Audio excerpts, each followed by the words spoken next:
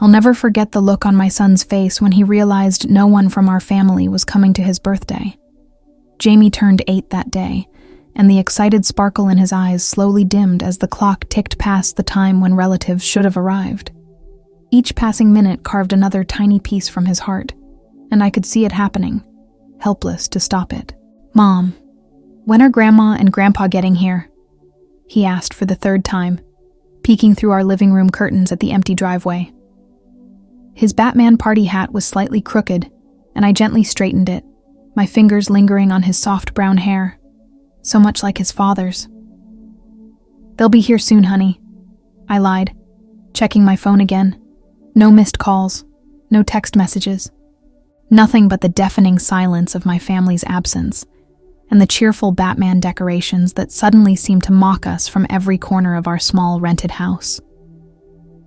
We had moved back to my hometown of Cedar Springs 6 months ago after my divorce from Robert. It wasn't an easy decision, but I wanted Jamie to grow up knowing his extended family. My parents, my sister Lisa and her 2 daughters, my brother Mike and his son. Family I thought mattered. Family who had promised to be there for us when we needed them most. The invitations had been sent 3 weeks in advance. Beautiful handmade cards that Jamie and I crafted together at our kitchen table, with superhero stickers and careful lettering in his wobbly handwriting. "Please come to my birthday party," he had written, adding extra exclamation points to show his excitement. I'd watched him concentrate so hard on making each letter perfect, his tongue poking out between his lips as he worked. Everyone had RSVP'd, yes, every single one of them. "They're really coming to my party, Mom? All of them?" Jamie had asked when I told him, his eyes wide with wonder. Since the divorce, since watching his father walk out of our lives with just a duffel bag and broken promises, Jamie had become cautious about believing in good things. "Yes, sweetheart," I had assured him. "They all said they're excited to celebrate with you." Now I stood in our kitchen, watching as Jamie arranged and rearranged the party favors on the table. Small Batman action figures, candy bags, and homemade cookies shaped like bats that we'd stayed up late making the night before. Each place setting had a name card.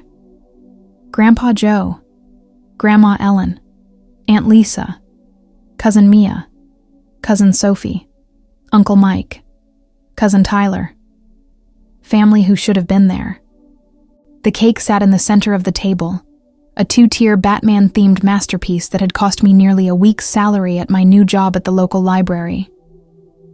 "The best for my brave boy," I had told the baker, handing over my credit card with only slight hesitation.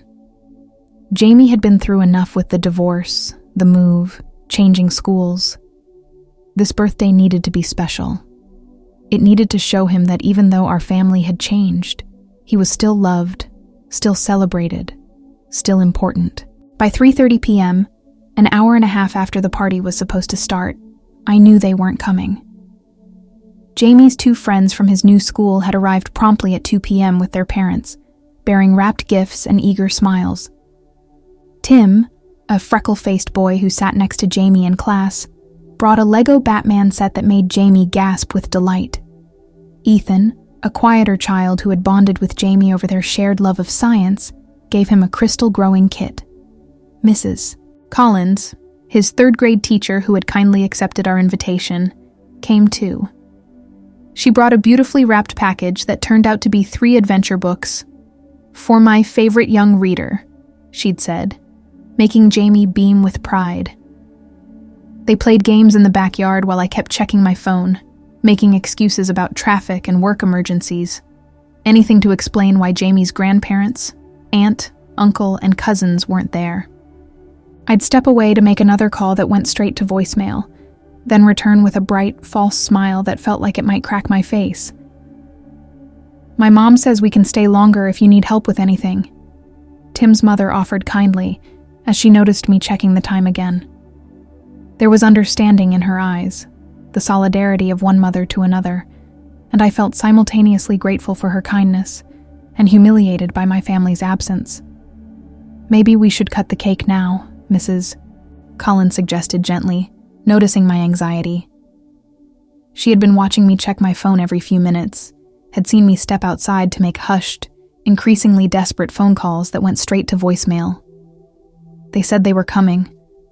I whispered to her as the kids played tag in the yard. All of them confirmed just yesterday when I called to remind them. Mrs. Collins placed a comforting hand on my shoulder, her eyes warm behind her glasses. Let's focus on making this special for Jamie, shall we? He's having fun with his friends. But I could see the question forming in Jamie's eyes every time he ran back to the house, glancing toward the front door before rejoining his friends. Where was everyone? Where was his family? The family I had promised would be here, would love him, would show up for him. At 4 p.m., after the games and the presents from his friends, Jamie came to me in the kitchen, where I was struggling to keep my composure while arranging candles on his cake. "Mom," he whispered, his voice small and hurt. "Why didn't anyone from our family come to my birthday?" His words shattered my heart. I knelt down, looking into those innocent eyes that had already seen too much disappointment in his young life. My voice caught in my throat. What could I say? How could I explain that my own family had collectively decided to punish me by hurting my child? The truth was ugly. The truth would hurt him even more. My parents had never approved of my marriage to Robert, a man from the wrong side of the tracks, as my father called it. A talented musician without a college degree or a proper job, at least until we had Jamie and he'd put his dreams on hold to work construction. When our marriage fell apart after Robert's struggles with job loss and depression, there had been no sympathy, only vindication in my mother's voice. "We told you so," she had said over the phone when I called to tell her we were getting divorced. Coming back home to Cedar Springs was supposed to be a fresh start, a chance for Jamie to have the support of extended family while I rebuilt our lives. But there were strings attached. Strings I hadn't fully understood until 2 days ago. "You need to let your father manage the insurance money from the divorce settlement," my mother had insisted during our weekly coffee date at Rosie's Cafe downtown. "You've never been good with finances, Emma. Look at the mess you're in." The mess was simply me trying to maintain my independence, renting our small house instead of moving in with them, working my new job at the library instead of taking the position my father had arranged at his friend's accounting firm. "I'm doing fine, Mom," I had replied, stirring my coffee longer than necessary to avoid her piercing gaze. "The money is for Jamie's future education. It's not negotiable." Her face had hardened in that way I remembered from childhood, the look that preceded punishment. "We're just trying to help you, Emma. After everything we've done, taking you back in after that man left you high and dry." "Robert didn't leave me," I had corrected her, feeling the familiar tightness in my chest whenever they twisted the truth about my marriage. "We made a mutual decision that it wasn't working. And he didn't leave Jamie. He calls him every week, sends support payments on time." "Support payments," my mother had scoffed. "Hardly enough to raise a child properly. You need guidance, Emma. Your father and I just want what's best for Jamie." I didn't know then that my refusal would cost Jamie his birthday celebration. I didn't know they would stoop so low. "Mom?" Jamie's voice pulled me back to the present. His small hands were on my cheeks, concerned. "Are you crying? Don't be sad." I blinked back tears and forced a smile. "No, honey, I'm just thinking how lucky I am to have you." But Jamie was too perceptive, too wise for his 8 years. Did Grandma and Grandpa get mad at us? Did I do something wrong? "No," I said firmly, taking his hands in mine. "You did nothing wrong. Nothing at all. Sometimes grown-ups make mistakes. They get confused about what's really important." Mrs. Collins appeared in the kitchen doorway, tactfully giving us a moment while keeping an eye on the other children in the backyard. "Should we do the cake now?" she asked softly. I nodded, grateful for her presence, for her kindness when my own family had shown none. We gathered around the table, and I lit the candles on Jamie's Batman cake. The flames flickered, casting a warm glow on the faces of the small group. Not the crowd we had expected. but people who had shown up, who had cared enough to be there. "Make a wish, sweetheart," I whispered to Jamie as everyone finished singing. "Happy birthday." He closed his eyes tight, his face solemn with concentration, then blew out all 8 candles in one determined breath. Everyone clapped and cheered. As I cut the cake, I noticed Mrs. Collins discreetly wiping a tear from her eye. She caught me looking and gave me a small, sad smile. She understood what was happening here, the absence that loomed larger than the presence. "This is the best cake ever, Mrs. Carter," Tim exclaimed, chocolate frosting already smeared across his cheek. "Jamie, your mom is awesome!" "Yeah, she is," Jamie agreed, looking up at me with a smile that didn't quite reach his eyes. The party wound down around 5 p.m. Tim and Ethan left with slices of cake wrapped in napkins and party favors clutched in their hands, extracting promises from Jamie to play together at school on Monday. Mrs. Collins was the last to go, lingering at the door. "You're doing a wonderful job with him," she told me quietly. "He's a very special boy, kind, thoughtful, resilient. Whatever is happening with your family, don't let it make you doubt yourself as a mother." Her words were like a balm to my wounded heart. "Thank you," I managed to say, "for coming today. It meant more than you know." After she left, Jamie and I sat on our porch swing.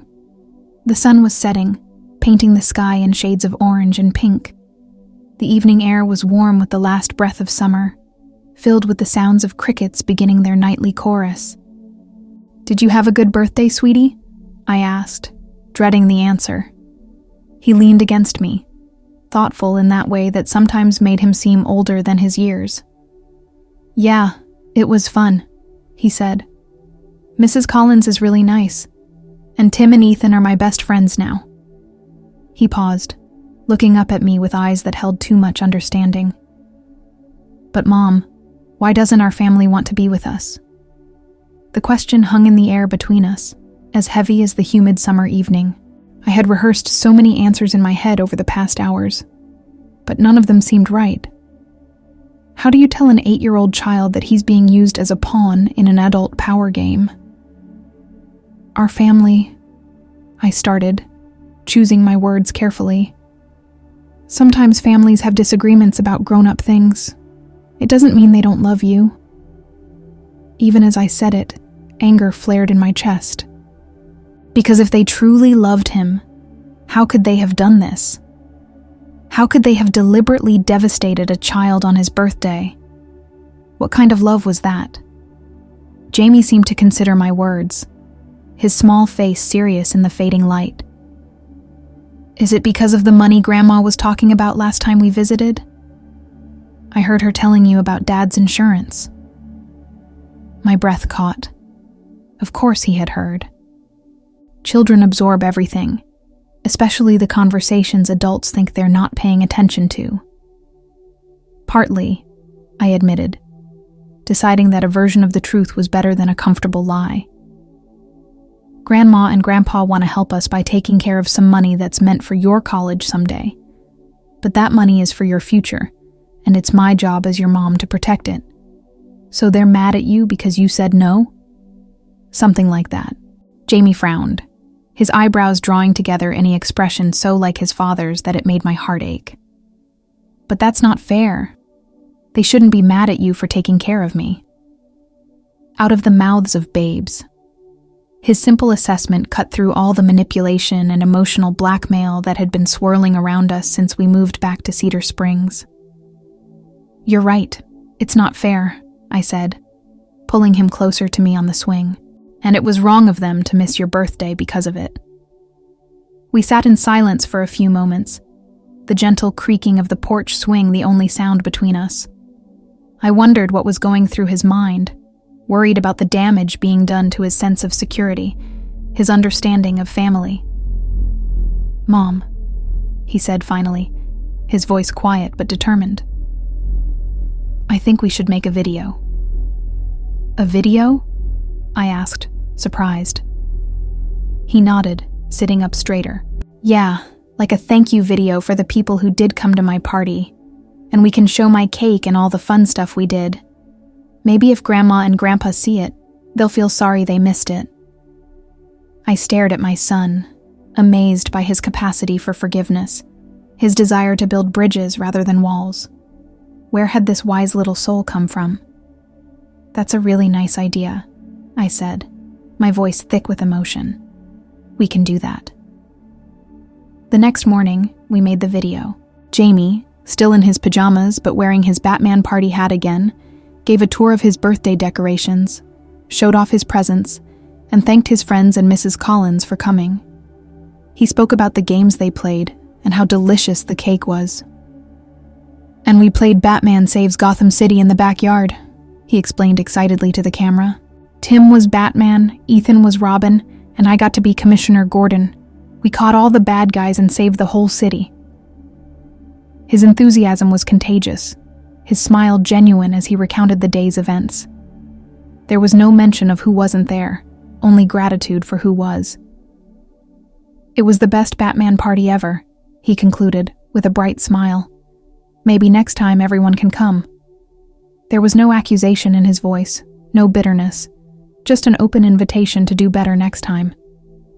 His generosity of spirit humbled me.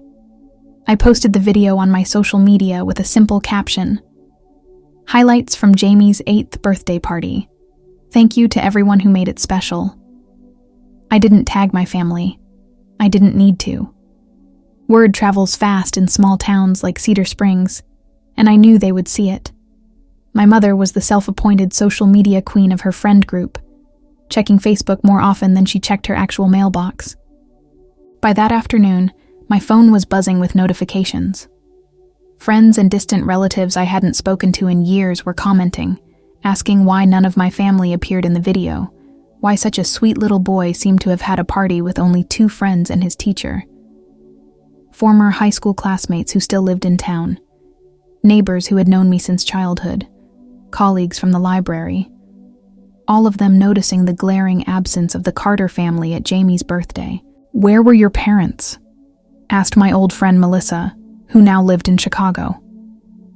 Jamie is so precious. I didn't see Lisa's girls in the video. Were they there? Commented my cousin Beth. Such a sweet boy. Hope he had a wonderful day, wrote Mrs. Peterson, my parents' next-door neighbor for 30 years. I hadn't intended to create a public spectacle. That wasn't my style, and it certainly wasn't what I wanted for Jamie. But in our interconnected world, news, especially uncomfortable news that people would rather keep hidden, spreads like wildfire. My sister Lisa was the first to call. Emma, what the hell? She demanded when I answered. People are asking me why I wasn't at Jamie's party. Mom's bridge club is texting her. My girls are getting messages from their friends asking why they weren't there for their cousin's birthday. I took a deep breath, stepping outside onto the porch so Jamie wouldn't hear the conversation from where he was playing in the living room with his new Lego Batman set. We missed you at the party, I said calmly. Jamie was really looking forward to seeing his cousins. He had special Batman masks for Mia and Sophie, and a Robin action figure for Tyler. You know why we couldn't come, she hissed, lowering her voice as if someone might overhear. Mom and Dad said... Said what, exactly? I interrupted, my patience finally snapping. What possible excuse could all of you have for standing up an 8-year-old on his birthday? What did he ever do to deserve that? There was silence on the other end of the line. That's what I thought, I continued, my voice low but firm. Jamie made that video because he wanted to thank the people who did show up for him. He even said he hopes everyone can come next time. That's the kind of person he is, Lisa. He still wants to believe the best of all of you. Emma, you don't understand. Dad said if we went against his wishes. Against his wishes, I repeated incredulously. His wishes were to punish me by hurting my child. What kind of grandfather does that? What kind of family goes along with it? More silence. I've always looked up to you, Lisa, I said, softening my tone slightly. You were always the strong one, standing up to Mom and Dad when they were being unreasonable. What happened to that Lisa? When did you become someone who would hurt a child to avoid rocking the boat? I heard her inhale sharply. That's not fair, Emma. You know how Dad gets. And it's not just about the money. It's about you coming back here and thinking you can just do things your own way after everything fell apart with Robert. Mom and Dad are trying to help you avoid making more mistakes. By breaking my son's heart? I asked quietly. That's how they help? I didn't think they'd actually go through with it, she admitted, her voice smaller now. I thought someone would cave at the last minute. But then Mom called and said no one was going, that Dad insisted we present a united front. A united front against an 8-year-old boy, I said bitterly. How brave of all of you. Emma. I didn't post that video to shame anyone, I said, cutting her off. Jamie wanted to make it, but I'm not going to lie to him anymore, or make excuses for inexcusable behavior. He deserves better than that. Mom and Dad are furious, Lisa said after a moment. They're saying you're trying to turn the family against them, that you're being manipulative just like Robert was. I laughed, though there was no humor in it. They did that all by themselves when they decided to use a child's birthday as leverage. Tell them I'm done playing these games. Jamie and I deserve respect, not manipulation. After hanging up, I sat on the porch steps, watching as the neighbors' children played in the street. Normal, everyday life continuing all around us while my family imploded. I wondered if I'd gone too far, if posting the video had escalated a situation that might have been resolved more privately. But then I remembered Jamie's face when he realized no one was coming. I remembered making excuses for people who had deliberately chosen to hurt him to get to me, and I knew I had done the right thing. My phone buzzed again, a text from my brother Mike. I'm sorry, it read. We should have been there. This isn't right. It was a small crack in the united front my parents had constructed, a tiny acknowledgement of the wrong that had been done. It wasn't enough, not by a long shot, but it was something. I thought about calling him back, asking him to stand up to our parents more forcefully, but I knew how difficult that would be. Mike had always been the peacekeeper in our family, the one who smoothed things over, who avoided conflict at all costs. His text was already a big step for him. As the afternoon wore on, more messages arrived, some supportive, some questioning, some downright accusatory. My mother's friend, Mrs. Lawson, wrote a private message saying she was disappointed in me for airing family business on social media. My cousin Rachel, who lived in Portland and whom I hadn't seen in years, wrote to say she thought it was disgusting how Jamie had been treated and offered to send him a late birthday present. Through it all, Jamie remained blissfully absorbed in building his Lego Batman set, occasionally coming to show me his progress. I marveled at his resilience, at how he could find joy despite the hurt he had experienced. Children are remarkable that way. They live in the present moment, finding happiness where they can. That evening, as Jamie and I were making dinner together, mac and cheese his favorite, the doorbell rang. I tensed, unsure who to expect. Part of me feared it might be my parents coming to confront me about the video. Another part hoped it might be Lisa or Mike, coming to make amends. It was Mrs. Collins, holding a small gift bag. I found this educational game I thought Jamie might like, she explained with a warm smile. And I wanted to check how you both were doing. I saw the video you posted. Jamie did a wonderful job. I invited her in, grateful beyond words for her kindness. Jamie ran to greet her, excited to show her the Lego Batman he'd been building from one of his birthday presents. Look, Mrs. Collins, I built the Batcave already. See how it has a secret entrance and everything? That's amazing, Jamie, she exclaimed, examining his creation with genuine interest. You're very good at following those complicated instructions. As they chatted, I prepared a cup of coffee for Mrs. Collins and listened to Jamie's animated descriptions of his Lego masterpiece. This was what mattered, I realized. Not the approval of people who would use a child as a bargaining chip, but the genuine care of those who showed up when it counted. "I've been teaching for 25 years, Mrs. Collins told me quietly when Jamie went to fetch another Lego creation from his room. "And I've seen all kinds of family situations. What you're doing, standing your ground, protecting Jamie's future, it takes courage." Her words brought fresh tears to my eyes. "I just wish he didn't have to be caught in the middle. He deserves better." "Children are remarkably adaptable," she said, patting my hand. "And Jamie has something many children don't, a mother who puts his needs first, no matter what. That will shape him more than any single disappointment." After she left, Jamie and I had a quiet dinner, followed by ice cream and a Batman movie on the couch. It wasn't the birthday evening I had planned for him, with family crowding our small house, cousins playing, grandparents doting, but there was peace in our little home. A sense of security that perhaps wouldn't have been possible with my parents' controlling presence.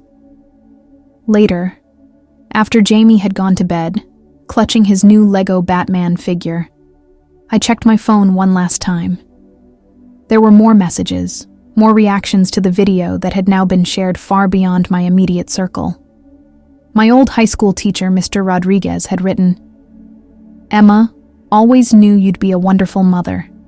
Your son is lucky to have you." My cousin Rachel's husband, whom I'd only met once at their wedding. "This is messed up. What kind of grandparents do this to a kid?" And then, a message from my mother. "Take down that video immediately. You're embarrassing the family." No apology, no acknowledgement of the hurt they'd caused. Just concern for appearances, for what others might think. I didn't respond, but I didn't take down the video either. Some lessons need to be learned the hard way, and my family was about to learn that actions have consequences. The next morning, Jamie came into the kitchen while I was making breakfast, his expression thoughtful. "Mom," he said, climbing onto a stool at the counter. "I've been thinking about Grandma and Grandpa and everyone." I braced myself, unsure what was coming. "What about them, honey?" He looked at me with those wise eyes that sometimes made me feel like he was the parent and I was the child. "I think they forgot something important," he said solemnly. "What's that?" His answer was simple but profound, cutting through all the adult complexity to the heart of the matter.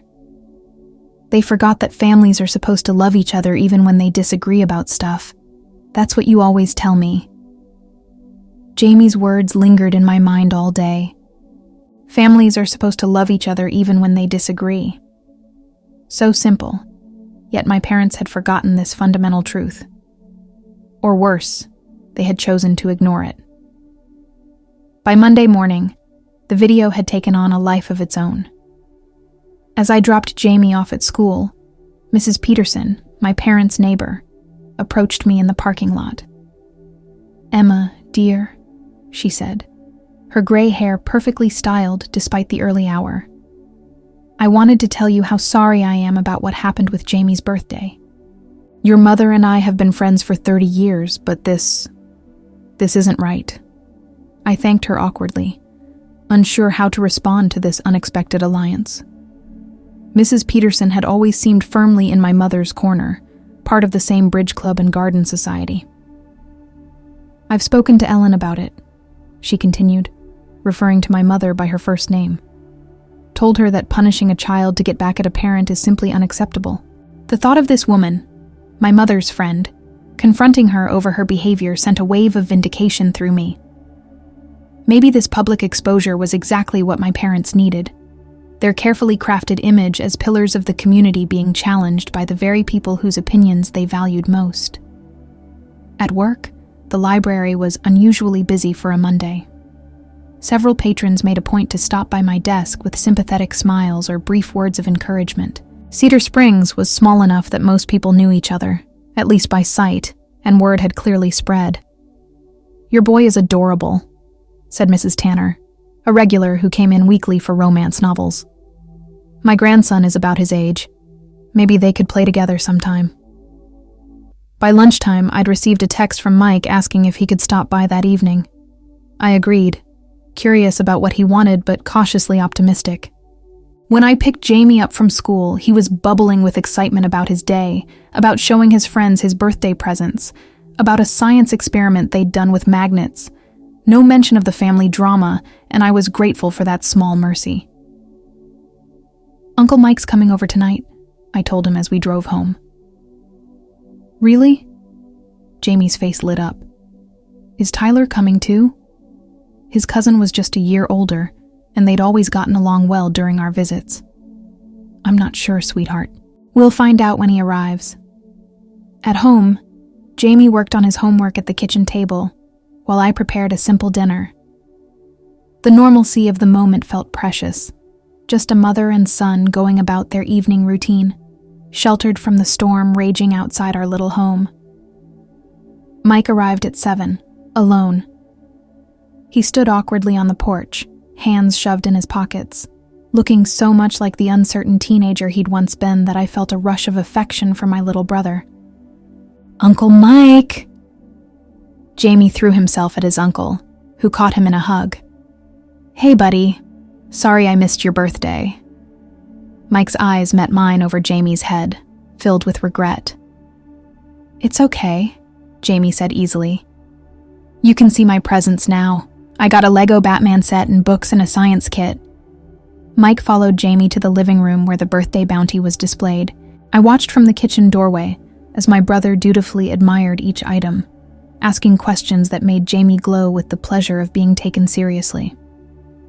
Later, after Jamie had gone to bed, Mike and I sat at the kitchen table, cups of coffee between us. "I should have come," he said, staring into his mug. "I knew it was wrong not to." "Why didn't you then?" I kept my voice neutral, not accusing. He sighed heavily. "Dad threatened to withdraw his investment in my landscaping business if I defied him. I've got a loan payment due next month, and without his help..." He trailed off, shame evident in his slumped shoulders. Financial control. It was always my father's weapon of choice. He'd used it on me growing up, on my mother throughout their marriage, and now on his adult children. "I understand," I said, and I did. Mike had a wife, a son, employees who depended on him. But Mike, can't you see this pattern will never end unless we break it? Dad will keep holding money over our heads to control our choices. "I know," he whispered. Seeing that video, "Jamie is such a good kid, Emma. He didn't deserve that." "None of us deserved it," I replied. "Not me as a child when Dad would punish me by canceling dance lessons I loved. Not you when he threatened to withhold college tuition if you didn't major in business. And certainly not Jamie." "Mom called me screaming about the video," Mike said, a hint of a smile crossing his face. "Said you were deliberately turning the town against them." "I just posted a birthday video. They're the ones who decided to hurt an 8-year-old to punish me. Lisa's really feeling the heat too. Sophie came home crying yesterday because her friend asked why she hated her cousin Jamie." I winced. I didn't want the kids to be affected. "Maybe they need to be," Mike said thoughtfully. "Maybe seeing how their actions hurt the children will wake everyone up in a way nothing else could." We talked for another hour, reminiscing about our own childhood under our father's thumb. The ways our mother enabled him. The patterns we'd both fallen into as adults. For the first time in years, I felt truly connected to my brother. As he was leaving, Mike paused at the door. "Tyler wants to bring Jamie a present. Would it be okay if we come by this weekend?" "Of course," I said, surprised by the warmth that spread through me. Jamie would love that. The next morning, I woke to an email from my father. The subject line was, "The situation." Typical of him to reduce family trauma to a sterile, businesslike term. "Emma," it read, "your mother and I are deeply disappointed by your recent behavior. The video you posted has caused considerable embarrassment to this family. We are willing to discuss our differences, but first, You must take down that video and issue a public apology, explaining that there was a simple misunderstanding about Jamie's birthday. Once you have done this, we can move forward as a family. Your father, Joseph Carter. No acknowledgement of their role. No apology for hurting Jamie. Just demands and conditions for their continued relationship with us. Years ago, I would have complied. I would have done anything to regain their approval, to be welcomed back into the fold, to feel like I belonged in my own family. But those days were over. Jamie deserved better, and so did I. I didn't respond to the email. Instead, I posted a new video that evening. Jamie excitedly showing off a model dinosaur he'd made in school, thanking Mrs. Collins for helping him with the clay work. My phone rang almost immediately. My mother. "Emma Jean Carter," she began, using my full name as she always did when angry. "Did you get your father's email? We expect a prompt response." "I got it," I replied calmly. "I don't have anything to say." This defiance is exactly why your father felt compelled to take drastic measures. You've always been stubborn, even as a child. If you'd just listened to reason— "Mom," I interrupted. "Did you watch the video of Jamie's birthday?" "I saw enough," she sniffed. "Did you see his face when he thanked the people who came? Did you see how he still left the door open for all of you to be part of his life?" Emotional manipulation. He's 8 years old. My calm facade cracked. There's no manipulation. Just a little boy who doesn't understand why his family abandoned him on his birthday. "We did not abandon him," she said, her voice rising. "We were making a point." "Well, your point cost you your grandson's trust, and mine." There was a long pause. When she spoke again, her voice was different, less commanding, more uncertain. "What do you mean?" "I mean, I'm done letting you and Dad use money and family events as weapons. Jamie and I deserve better. You're being dramatic, Emma. This will all blow over if you just— No, Mom, it won't blow over. Mike is bringing Tyler to see Jamie this weekend. Lisa and the girls are welcome too. You and Dad can come when you're ready to apologize. To Jamie, not to me." I hung up before she could respond, my heart pounding but my resolve firm. The next day at the library, an elderly man I didn't recognize approached my desk. He waited until my coworker stepped away before speaking. "You're Joseph Carter's daughter?" he asked, his voice low. I nodded, wary of another family friend coming to pressure me. "I'm Harold Winters. I served on the bank board with your father for 15 years. He placed a business card on the counter. "I saw what happened with your son. It brought back memories of how your father treated you when you were a girl." I stared at him, surprised. "I always regretted not saying something back then," he continued. "The way he'd cancel your recitals if you disagreed with him. How he'd talk about controlling your college fund if you didn't maintain perfect grades. None of us spoke up, and we should have." Tears stung my eyes. I had no idea anyone outside our family had noticed, had cared. "Your son seems like a fine young man, Mr. Winters said. "Don't let history repeat itself." "I won't," I promised. "That's why I'm standing firm now." He nodded approvingly. "Good. And if you need legal advice about that insurance money your father wants to control, the first consultation is free." He tapped his business card. Harold Winters, attorney at law. As he walked away, I felt a weight lift from my shoulders. I wasn't alone in this fight anymore. The weekend arrived with no further communication from my parents, though Mike reported that family dinners had become tense affairs, with my father refusing to discuss the situation and my mother making tearful references to ungrateful children. Saturday morning, Mike arrived with Tyler, bearing a wrapped gift and a homemade card. The boys disappeared into Jamie's room while Mike and I talked in the kitchen. "Lisa wants to bring the girls tomorrow," he said.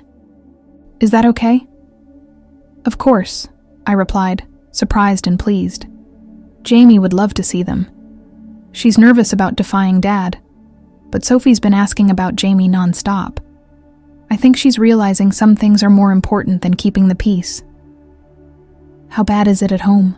I asked. Mike grimaced. Mom's alternating between crying and raging. Dad's gone cold and silent, which is worse. But something's shifting, Emma.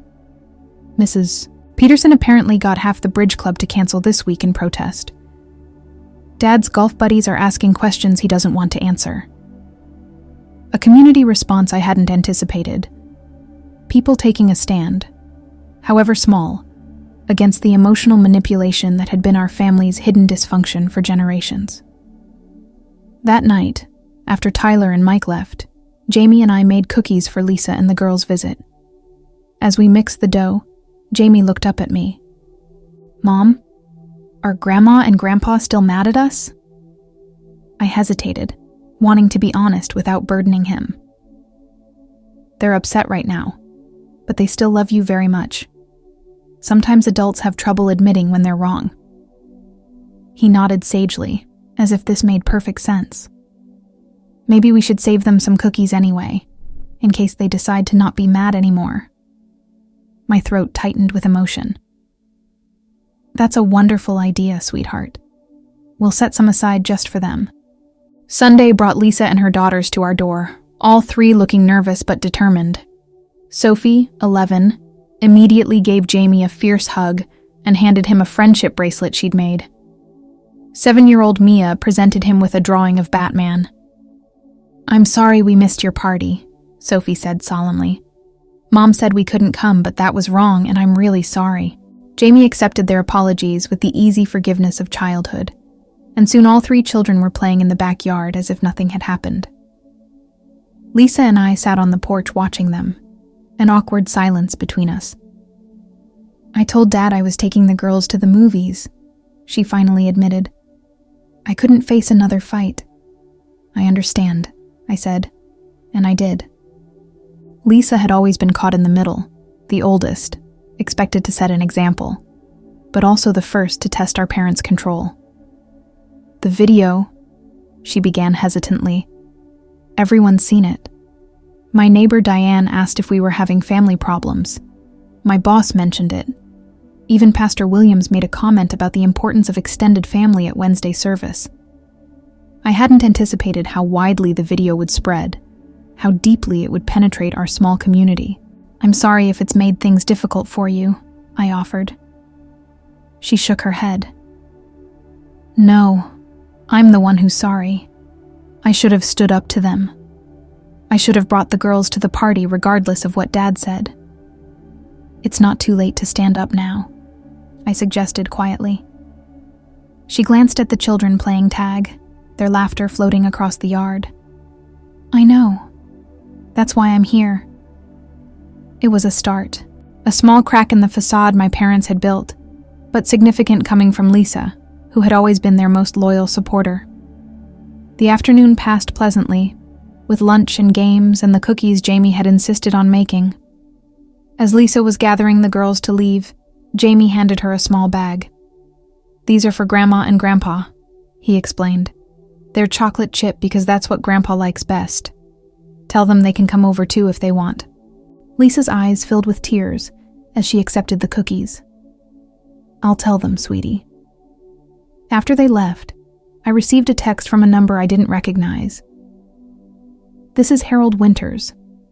Your father came to my office today asking about legal options regarding your son's insurance fund. I informed him that as the named trustee you have complete legal control. He was not pleased, just thought you should know. My father was escalating, looking for legal avenues to force my compliance, but knowing I had the law on my side gave me confidence. That evening, as Jamie and I were clearing the dinner table, the doorbell rang. My stomach tightened as I opened it to find my mother standing alone on the porch, looking smaller and older than I remembered. May I come in? She asked formally. I stepped aside to let her enter, calling Jamie from the kitchen. His face lit up when he saw her.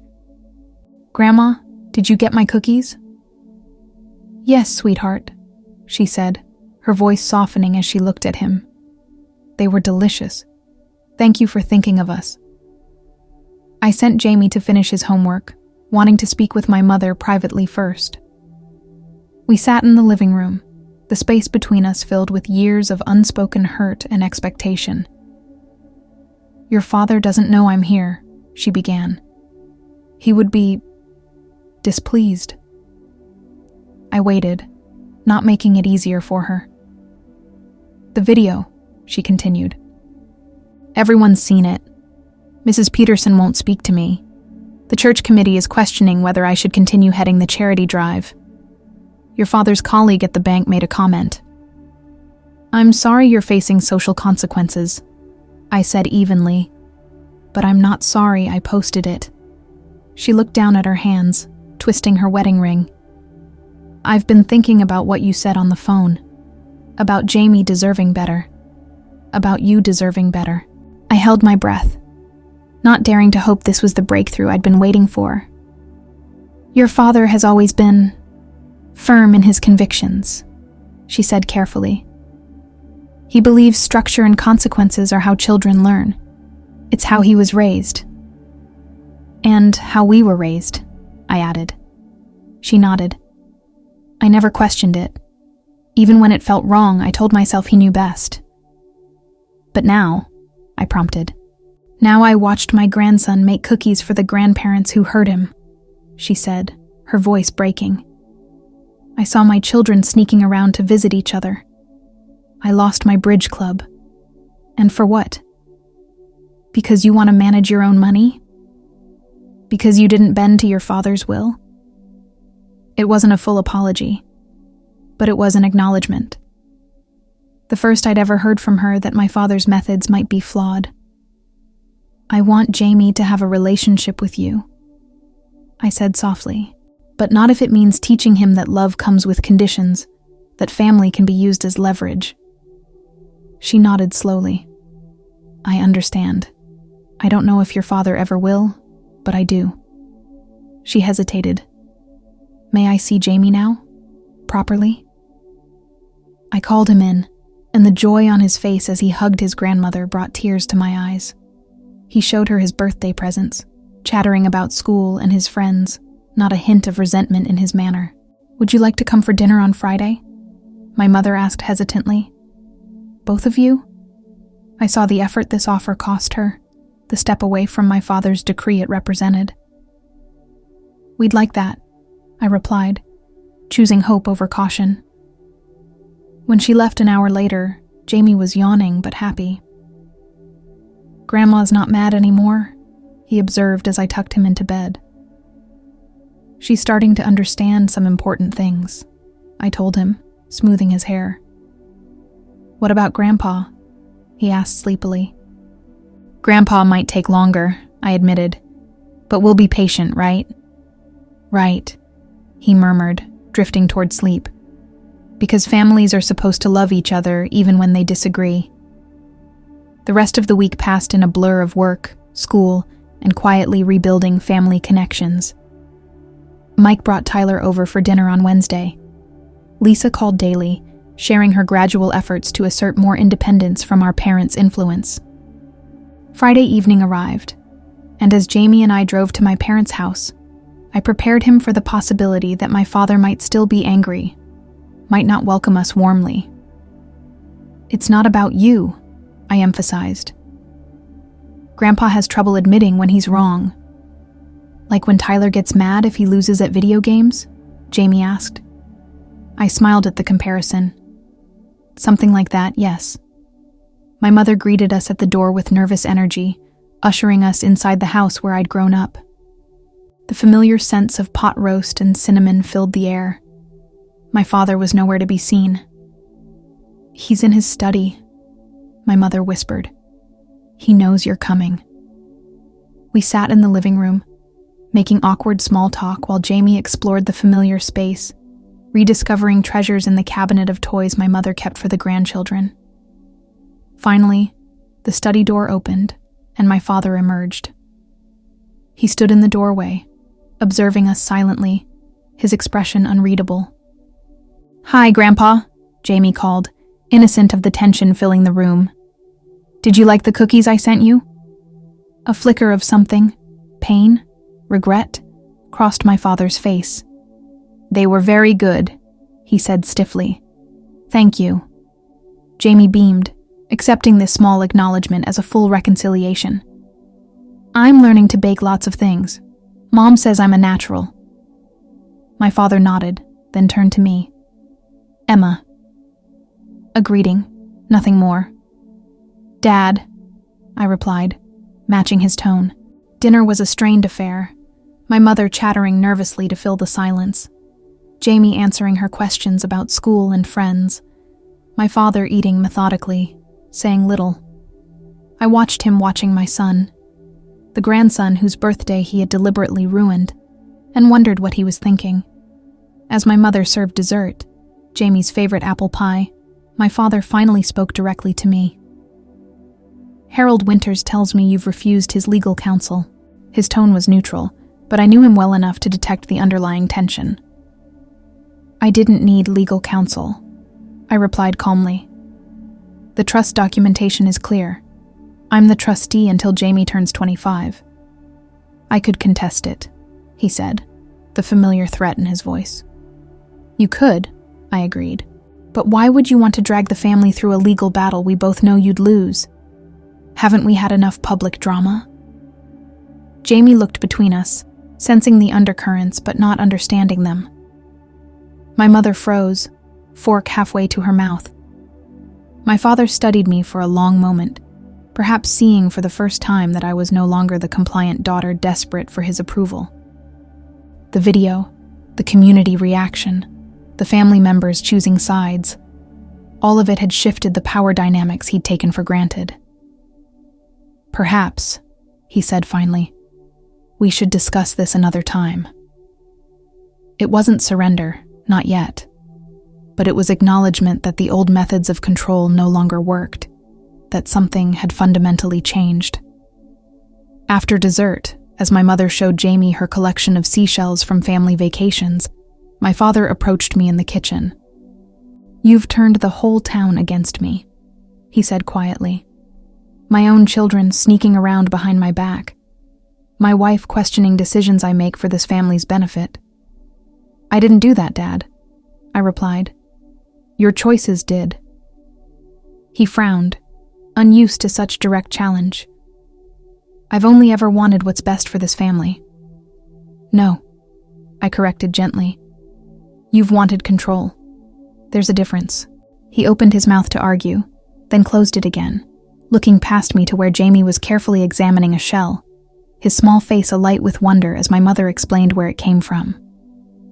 "He's a good boy," my father said unexpectedly. "Yes, he is," I agreed. "And he deserves grandparents who love him unconditionally, who show up for his birthdays whether or not they agree with his mother's financial decisions." My father didn't respond directly, but after a moment he walked over to Jamie and awkwardly asked about the shell he was holding. Jamie launched into an enthusiastic explanation of how he'd learned about mollusks in science class, and my father listened with what appeared to be genuine interest. It was a small moment, insignificant perhaps in the grand scheme of things, but as I watched them together, my stubborn, controlling father and my open-hearted, forgiving son, I saw the possibility of something new. Not perfect, not immediately healed, but a beginning. Later, as we drove home, Jamie yawned in the back seat. "Grandpa seemed sad," he observed. "I think he is," I agreed. "He's realizing some things about himself that are hard to accept, like when I had to admit I was wrong about Jupiter having more moons than Saturn in my science project." I smiled at his innocent comparison. "Something like that, yes, but much bigger and harder to admit." "Well," Jamie said thoughtfully, "he should just say sorry, and then we can all be happy again." Out of the mouths of babes, I thought, not for the first time. If only adult relationships could be resolved so simply. But as I tucked Jamie into bed that night, I realized that perhaps they could be. Perhaps all the complexity we adults wrapped around our hurts and grievances came down to the simple wisdom my son had been trying to teach us all along. Families are supposed to love each other, even when they disagree. Setting boundaries wasn't about punishing my parents or winning some power struggle. It was about creating space for love to exist without manipulation, for relationships to grow without control. It was about breaking cycles that had damaged us all, so that Jamie could grow up knowing his worth didn't depend on compliance. The road ahead wouldn't be easy. My father's pride ran deep, and old habits wouldn't change overnight. But something had shifted in our family. Small cracks in the foundation that had supported generations of emotional manipulation. And it had started with a simple birthday video, with a child's innocent question. Why didn't anyone come? Sometimes the most profound changes begin with the smallest moments of truth.